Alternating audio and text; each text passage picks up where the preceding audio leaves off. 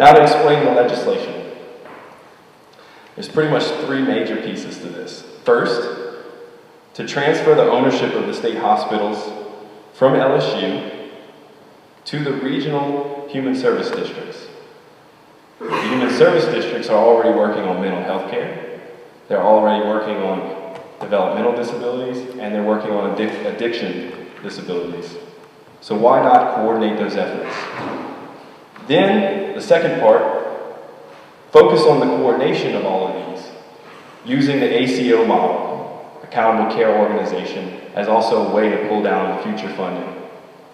And then third, you have to empower these special districts with the powers that most special districts have, which is bonding authority, and empower them with the ability to go to the local people and ask them to pass some sort of tax. That's the only way that this is going to be sustainable in the future. The only way we can continue to dance the two-step.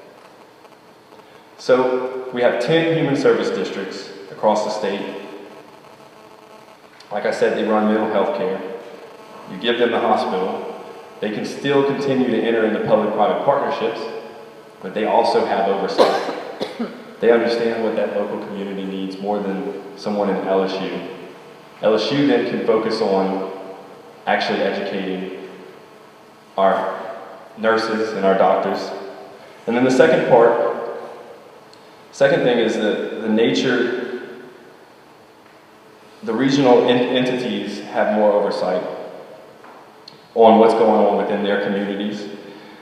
And all of a sudden we find the governor has had a change of heart, and he's decided now he's going to go and ask for a tobacco tax after a few years ago when he vetoed the renewal of a tobacco tax. But everyone that I'm talking to about the tobacco tax says, oh yeah, it's fine and dandy, but I want to make sure that it goes to health care. Makes sense. We all remember the casino money being dedicated to education, right? That worked out really well. The only way to actually protect this money is one of two things. Either a vote of the people or put it in the Constitution. So my proposal in my legislation actually is allowing locals to decide how much of a tobacco tax, where it is dedicated, how much in mental health care, how much in addiction service, how much for their local charity hospital. That way future legislatures or future governors cannot swipe the money just to turn it into a handout to sports teams.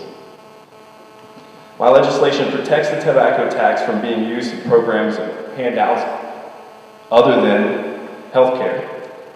It also protects against supplanting from one region of the state to the other. And it ensures communities that they have complete oversight of their own tax dollars. Another way to empower local communities. Lastly, everyone's searching for these ways to ensure the uninsured. Our tax dollars to the federal government are now being used, or will start to be used in 2014, to insure people all across the country. But the governor doesn't want to accept the money. Let's just ride the UPL wave for the next couple of years until it goes away. Now we're fighting over these tax swaps, and that seems like it's the whole conversation.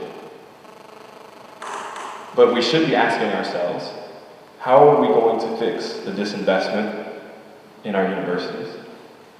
How are we going to ensure the uninsured or ensure that they're taken care of? How are we going to make sure that children are healthy so that teachers can teach again? So I question the motives of not accepting the Medicaid. And again, my opinion is that this tax swap talk is just an exercise that's become a dangerous distraction. We need to focus on education, focus on healthcare, what people in Louisiana are really longing for. Thank y'all very much.